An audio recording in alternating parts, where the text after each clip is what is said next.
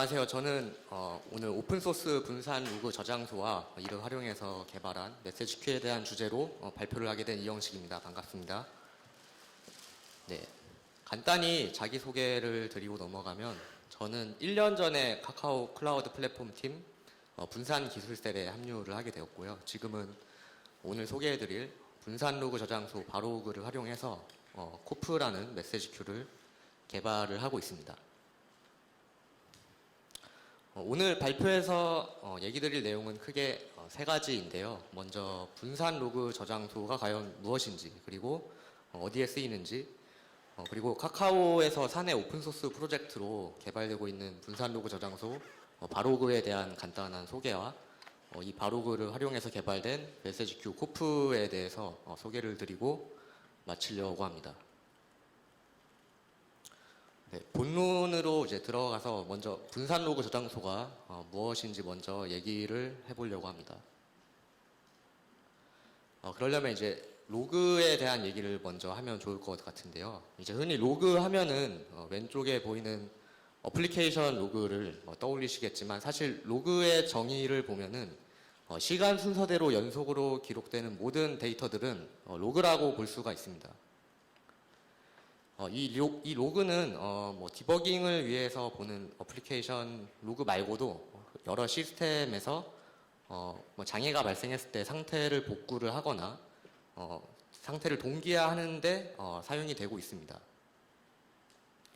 왼쪽의 예시처럼 이제 데이터베이스 같은 단일 시스템에서 장애가 발생했을 때 복구를 이 로그를 사용을 하게 되는데요. 이 라이트 어헤드 로깅이라고 이제 흔히 왈이라고 불리는 방식을 사용하는데, 왈을 간단히 설명을 드리면 어떤 명령을 먼저 실행하기 전에 로그부터 남기고 명령을 실행한 방식입니다. 왈을 이용한 복구 과정을 또 간단히 설명을 드리면, 데이터베이스가 전원이 나간다던가 하는 문제로 다운이 되면은 왼쪽의 그림처럼 먼저 확실히 롤백이 가능한 체크포인트 상태로 복구를 하게 됩니다. 그리고 이제 while 로그를 참고를 해서 체크포인트 시점 이후의 명령어들을 로그가 적힌 순서대로 실행을 해서 그 장애가 발생하기 직전의 상태로 복구를 할 수 있게 됩니다. 이처럼 같은 프로그램이 같은 명령을 동일한 순서로 처리를 하면 항상 같은 상태가 되는 것을 이용을 해서 분산 시스템에서는 여러 서버에서 실행되는 같은 프로그램들을 동기화하는데 이 로그를 또 이용을 하게 됩니다. 오른쪽의 그림처럼 여러 서버에서 동시에 읽을 수 있는 공유 로그 같은 게 있으면은 이 공유 로그를 통해서 동기화를 하게 되는데요. 공유 로그에 적힌 명령들이 이렇게 적혀 있을 때 그것들을 순서대로 읽어서 그대로 실행을 하게 되고, 그러면 이제 여러 서버에 있는 같은 프로그램들이 모두 같은 상태가 되는 방식으로 동기화를 하고, 이거를 이제 스테이트 머신 애플리케이션이라고 부릅니다. 스테이트 머신 애플리케이션은 분산 데이터베이스에서 인덱스를 동기화하는데 사용이 되고 있습니다. 분산 로그 저장소는 방금 설명드린 스테이트 머신 애플리케이션을 위한 공유 로그를 쓰고 읽을 수 있도록 저장을 해주는 저장소라고 보시면 될 것 같고요. 이 로그 저장소 앞에 분산이라는 단어가 붙기 때문에 로그를 한 서버에 저장을 하는 게 아니라 여러 서버에 나눠서 저장을 하는 시스템이라고 보시면 될 것 같습니다. 분산 로그 저장소를 방금 설명드린 스테이트 머신 애플리케이션을 위한 공유 로그로 쓸 수도 있지만 단순하게 어플리케이션 로그를 저장하는 데 쓸 수도 있고요. 발표 뒷부분에 설명을 드릴 메시지 큐로 사용을 할 수도 있고, 방금 설명드린 왈로그를 남기는 데 사용을 하거나 분산 트랜잭션 등에 사용이 가능합니다.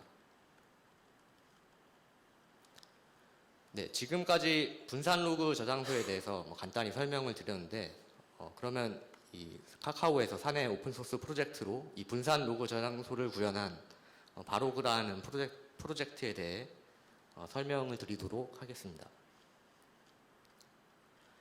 네, 바로그는 지금 보이시는 간단한 API로 사용이 가능하다는 특징이 있는 분산 로그 저장소이고요. 핵심적인 API들을 간단히 설명을 드리면은 먼저 append라는 API는 로그를 로그 저장소에 추가를 하는 API라고 보시면 되겠습니다. 로그를 append가 성공을 하면은 로그 저장소의 로그가 몇 번째 순서로 저장이 되어 있는지 응답을 해주고요. 두 번째로 이제 subscribe는 로그 저장소에서 로그를 읽어갈 때 사용을 하는데 읽어갈 로그의 순서의 시작과 끝을 범위로 알려주면은 해당 범위의 로그들을 읽어가는 API라고 보면 되겠습니다. 그리고 마지막으로 트림은 어떤 로그와 그보다 오래된 로그들을 저장소에서 삭제를 할 때 사용하는 API로 보시면 될 것 같습니다. 이렇게 사용자는 바로그를 이 세 가지 API만 알면 쉽게 사용을 할 수가 있습니다. 바로그는 이제 크게 세 가지 컴포넌트로 구성이 되어 있는데요. 모두 이제 클라우드 네이티브 환경에서 실행이 가능하고, 첫 번째 컴포넌트는 이제 스토리지 노드라고 로그들이 분산돼서 저장이 된다고 제가 말씀을 드렸는데 이 스토리지 노드들에 나눠서 저장이 되게 됩니다. 그리고 클라이언트들이 방금 제가 설명드린 API를 이용을 해서 이 스토리지 노드에 요청을 하게 되고요. 두 번째 컴포넌트는 이 스토리지 노드들에 저장되는 로그들의 일관된 순서라고 제가 써놨는데 일관된 순서를 매겨주는 컴포넌트입니다. 일관된 순서가 뭐고 그걸 어떻게 매겨주는지는 제가 뒷부분에 자세히 설명을 다시 드리겠습니다. 그리고 마지막으로 어드민이라는 컴포넌트가 있는데 이거는 스토리지 노드랑 메타데이터 레포지토리를 관리하는 관리자용 컴포넌트라 클라이언트가 자세히 알 필요는 없는 컴포넌트라고 보시면 되겠습니다. 분산 로그 저장소에서 저장되는 로그들에는 아까 처음 로그에 대해 얘기 드렸듯이 순서가 매겨져야 됩니다.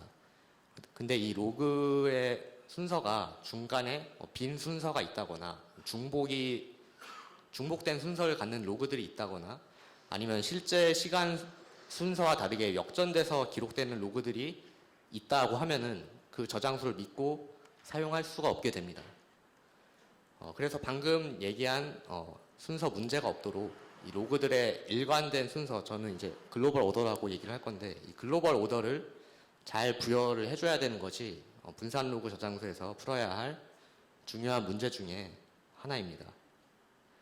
이 그림처럼 4개의 스토리지 노드, 그러니까 로그를 저장하는 컴포넌트들이 있을 때 클라이언트들로부터 동시에 로그 쓰기 요청을 받을 수가 있습니다. 이 경우에 서로 다른 서버에 추가된 로그들의 어떠한 순서를 매겨줘야 하는지는 빠르게 결정을 할 수가 없기 때문에 서로 다른 서버에 있어서 글로벌 오더를 어떻게 매기는지가 해결하기 힘든 문제라고 보시면 될 것 같습니다. 기존에도 이제 다양한 분산 로그 저장소들이 존재를 했었는데요. 기존의 분산 로그 저장소들은 이 글로벌 오더를 시퀀서라는 로그 순서 관리자를 중간에 하나 둬서 해결을 했습니다. 이 시퀀서를 사용하는 방식도 또 여러 가지가 있는데 차례대로 설명을 드려보겠습니다. 시퀀서라는 걸 사용하는 이제 첫 번째 방식은 클라이언트가 먼저 시퀀서한테 로그를 쓰기 전에 어떤 글로벌 오더로 로그를 쓰면 되는지 물어보고 그러면 시퀀서가 글로벌 오더를 할당을 해줘서 클라이언트가 시퀀서한테 받은 글로벌 오더로 스토리지 노드에 로그를 써달라고 요청을 하는 방식입니다. 네, 그렇지만 방금 설명드린 방식은 이제 클라이언트가 시퀀서한테 받은 글로벌 오더를 스토리지 노드에 쓰기에 실패를 하거나 어떠한 이유로든지 쓰지 않는다라고 하면은 로그에 이제 구멍이 생기는 치명적인 문제가 발생을 합니다. 이러한 방식을 사용하는 분산 로그 저장소는 이런 로그에 구멍이 발생을 하면은 복구를 해야만 하는데 이 복구에 오랜 시간이 소요가 되고 그동안은 이제 서비스가 중단된다는 치명적인 문제를 갖고 있었습니다. 이 시퀀서를 사용하는 두 번째 방식은 클라이언트가 스토리지 노드의 로그를 직접 쓰지 않고 시퀀서한테 로그를 전달해 줘서 시퀀서가 자신이 관리하는 글로벌 오더로 스토리지 노드의 로그를 대신 써주는 방식입니다. 이 두 번째 방식의 경우에는 로그 쓰기에 실패를 해도 시퀀서가 쓰기에 실패한 글로벌 오더를 재활용하면 그만이기 때문에 로그에 구멍이 생기는 첫 번째 방식의 문제는 해결이 되게 됩니다. 그렇지만 시퀀서가 모든 클라이언트들의 로그 쓰기를 도맡아 해야 되기 때문에 이 시퀀서가 로그 쓰기 성능에 병목이 되는 더 큰 문제가 발생을 하게 됩니다. 네, 방금 설명드린 대로 이 시퀀서를 이용한 방식은 여러 가지 한계점들이 존재를 했는데요. 이런 문제를 극복을 하기 위해서 2020년에 스카로그라는 논문을 통해서 새롭게 글로벌 오더를 매기는 방식이 제안이 되었습니다. 네, 방금 얘기 드린 이 방식을 핵심만 먼저 얘기를 드리면은 시퀀서 방식의 경우에는 로그를 쓰기 전에 어떤 글로벌 오더로 로그를 써야 되는지를 미리 결정을 하고 클라이언트가 알아야 되는 방식이었다면 새로 제안된 방식은 일단 로그를 먼저 스토리지 노드에 쓰고 그 이후에 로그에 글로벌 오더를 부여하는 방식으로 동작을 하게 됩니다. 네, 이렇게 설명을 하면 약간 이해가 힘들기 때문에 자세한 방식을 간단한 예시와 함께 설명드리도록 하겠습니다. 네, 먼저 각 스토리지 노드는 서로 다른 클라이언트들로부터 로그 쓰기 요청을 동시에 받을 수가 있습니다. 이때 이제 스토리지 노드에는 먼저 로그가 추가가 되게 되고요. 이 상태에서는 막 추가된 로그들에는 이제 글로벌 오더가 부여되지 않은 상태라고 보시면 되겠습니다. 스토리지 노드들은 이 글로벌 오더가 매겨지지 않은 로그들의 개수를 주기적으로 아까 두 번째로 설명드린 컴포넌트 메타데이터 레포지토리라는 컴포넌트에 몇 개의 로그들이 아직 글로벌 오더가 부여되지 않았는지를 알려주게 되는데요. 각 스토리지 노드들로부터 몇 개의 로그들이 아직 글로벌 오더가 없는지 정보를 이제 리포트 받은 메타데이터 레포지토리가 이 정보들을 다 취합을 해서 로그 개수 정보만을 이용을 해서 아직 글로벌 오더가 없는 로그들에 글로벌 오더를 부여해주고 스토리지 노드들에게 응답을 해주게 됩니다. 네, 방금 설명드린 방식은 이제 시퀀서 방식과는 다르게 로그 쓰기에 실패를 해도 아직 글로벌 오더가 부여되지 않은 상태이기 때문에 로그에 구멍이 생기는 문제가 발생을 하지 않고 클라이언트가 각자 원하는 스토리지 노드의 로그를 나눠서 쓰기 요청을 하기 때문에 아까 두 번째 설명드렸던 방식처럼 시퀀서라는 쓰기 성능 병목도 존재하지 않는 장점이 있습니다. 네, 저희도 이제 바로그를 구현을 할 때 이 글로벌 오더를 어떻게 해결해야 될지 여러 가지 사례들을 참고를 해봤는데요. 첫 번째로 설명드렸던 방식은 이제 VM웨어에서 연구된 코르프라는 분산 로그 저장소의 방식이었고, 두 번째로 설명드렸던 방식은 페이스북에서 개발된 로그 디바이스라는 분산 로그 저장소의 방식이었습니다. 그리고 마지막으로 설명드렸던 게 스카로그라는 논문에서 제안된 방식인데, 저희는 이 세 가지를 다 비교해 본 끝에 시퀀서에 문제가 없는 스카로그 방식으로 글로벌 오더를 구현을 하게 되었습니다. 네, 지금까지는 이제 분산 로그 저장소 바로그에서 글로벌 오더라는 문제를 어떻게 해결을 했는지 간단하게 설명을 드렸고요. 다음은 이 바로그를 활용해서 개발한 메시지 큐, 카프카 온 바로그라고 코프라는 메시지 큐에 대해 간단히 소개를 해드리도록 하겠습니다. 이 코프는 바로그의 기능과 성능에 문제가 없는지 확인해 보려는 용도로 시작된 프로젝트이고요. 바로그를 메시지 큐로서 활용한 프로젝트입니다. 메시지 큐는 이제 간단히 설명을 드리면 메시지를 순서대로 보관하는 단순한 버퍼라고 볼 수가 있는데요. 이 트래픽을 받아서 메시지 큐에 메시지를 만들어서 넣는 퍼블리셔라는 쪽이 있고, 이 메시지 큐에 들어간 메시지를 읽어서 따로 처리를 하는 서브스크라이버로 나눠서 메시지 큐를 사용하게 됩니다. 주로 어떤 요청을 비동기로 처리를 하는데 메시지 큐가 사용이 되게 되고요. 이 메시지 큐의 장점에 대해 또 설명을 드리면, 메시지 큐는 순간적으로 과도한 트래픽이 들어와서 메시지를 갑자기 많이 처리를 해야 할 때 이 메시지 큐가 땜같이 시간을 벌어주는 역할을 하게 되고, 이러한 상황에서 서브스크라이버 쪽 에이전트 수를 늘려서 메시지를 빠르게 나눠서 처리를 하도록 만들어서 과도한 트래픽에 탄력적으로 대응을 할 수 있다는 장점을 가지고 있습니다. 코프는 메시지 큐 중에서 가장 흔하게 사용되는 아파치 카프카라는 클라이언트의 호환이 가능하도록 코프를 구현을 해봤는데요. 이 호환이 되도록 만들기 위해서 카프카 레이어라는 것을 구현을 하였습니다.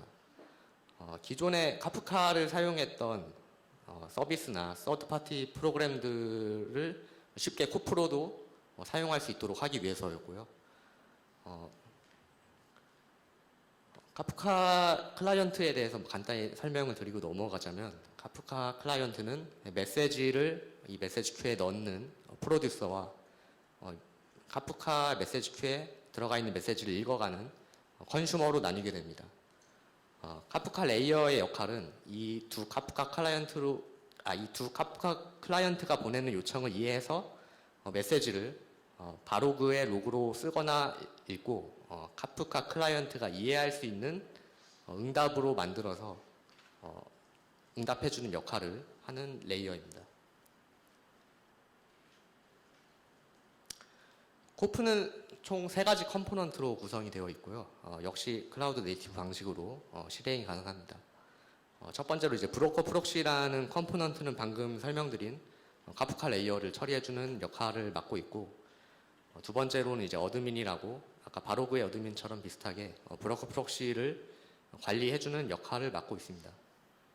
그리고 마지막으로 사내에 이미 서비스되고 있는 키밸류 스토리지를 코프 구현에 사용을 했는데, 이 카프카 내에서도 메시지를 읽고 쓸 때 필요한 메타데이터들을 카프카에서는 주키퍼라는 분산 데이터 저장소에 저장을 해서 읽고 쓰고 있습니다.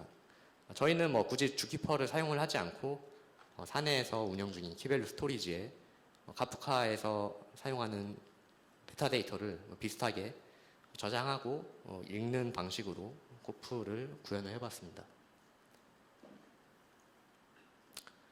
네, 코프의 동작 방식을 설명드리기 전에 먼저 카프카에서 메시지를 쓰고 읽는, 흔히 펍섭이라고 얘기하는데, 이 펍섭에 대해서 간단히 설명을 드리고 그 다음에 코프에 대해 설명을 드리겠습니다. 근데 이제 지금 설명드리는 이 카프카의 내용은 중간 과정을 다 생략하고 결과만을 이용해서 쉽게 설명을 하는 것이기 때문에 정확한 카프카 동작 방식을 알고 싶으시면 카프카 문서를 참고하셔야 오해가 없을 것 같습니다. 네. 카프카 클러스터는 이제 메시지를 저장하고 읽기 쓰기 요청을 처리하는 브로커라는 바로그의 스토리지 노드와 비슷한 컴포넌트들이 존재를 하고요. 그리고 아까 설명드린 이 카프카의 메시지를 읽고 쓰는데 필요한 메타데이터를 저장하는 주키퍼라는 분산 데이터 저장소로 구성이 되어 있습니다. 카프카 프로듀서는 이 메시지를 쓰려고 할 때 먼저 이 메시지를 어떤 브로커에 써야 되는지 이 주키퍼를 통해서 주키퍼를 통해 알아낸 이 메시지를 전담하는 브로커에게 메시지 쓰기를 요청을 하게 됩니다. 반대로 이렇게 쓰여진 메시지를 이제 카프카 컨슈머가 읽어갈 때는 컨슈머가 메시지가 쓰여진 브로커 프록시로부터 브로커로부터 메시지를 읽어가고 이 메시지가 전체 메시지 중에 몇 번째 순서까지 읽었는지를 이 주키퍼에 저장을 하게 됩니다. 네, 카프카는 이런 식으로 이제 펍섭이 동작을 하게 되고요. 코프는 이 카프카의 펍섭을 비슷하게 흉내내기 위해서 먼저 아까 설명드린 대로 카프카의 주키퍼 역할을 사내 분산 키밸류 스토리지로 간단히 대체를 했습니다. 이 부분을 통해서 얘기를 드리고 싶은 점은 주키퍼의 역할을 대체할 수 있는 모든 종류의 분산 데이터 저장소를 이용을 하고 분산 로그 저장소를 이용을 이 두 개를 조합을 하면은 쉽게 카프카 레이어를 구현을 할 수 있다라는 점입니다.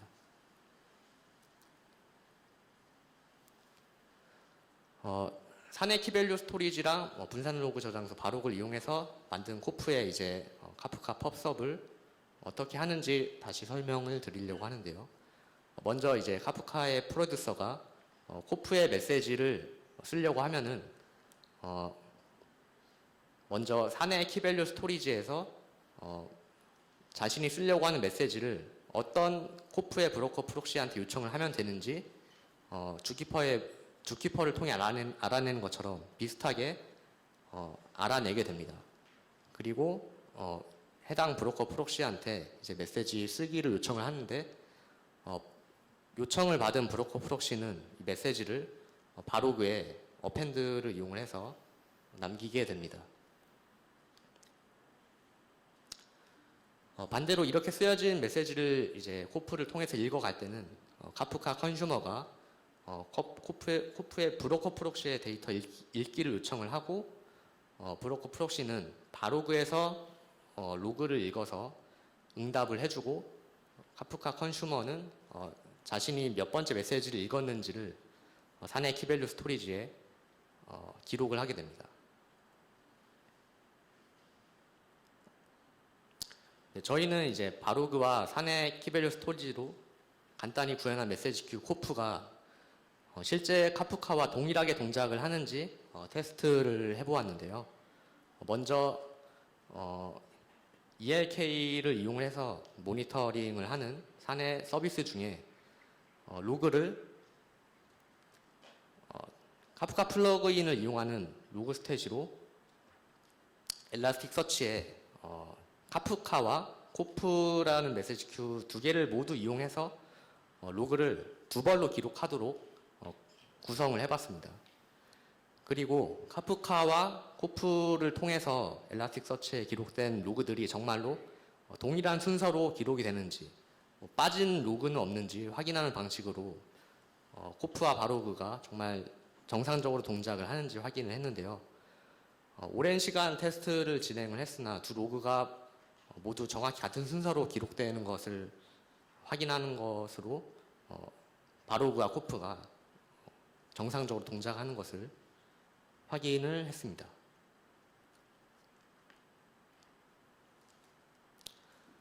네. 지금까지 분산 로그 저장소 바로그와 바로그를 활용해서 만든 메시지 큐 코프로 코프에 대해 간단한 소개를 드렸는데요. 저희는 이제 클라우드 네이티브 방식으로 개발되는 분산 시스템들이 늘어나면 분산 로그 저장소에 대한 필요가 좀 더 늘어나지 않을까 싶어서 바로그를 소개를 하게 되었고요. 혹시라도 이 분산 로그 저장소를 이용해서 어떤 서비스를 계획을 하고 있다거나 오늘 발표로 바로그에 대한 흥미가 생기신 분들이 혹시 계시다면 바로그에 대한 컨트리뷰션 역시 환영을 하고 있습니다. 네, 오늘 준비한 내용은 여기까지고요. 네, 들어주셔서 감사드립니다.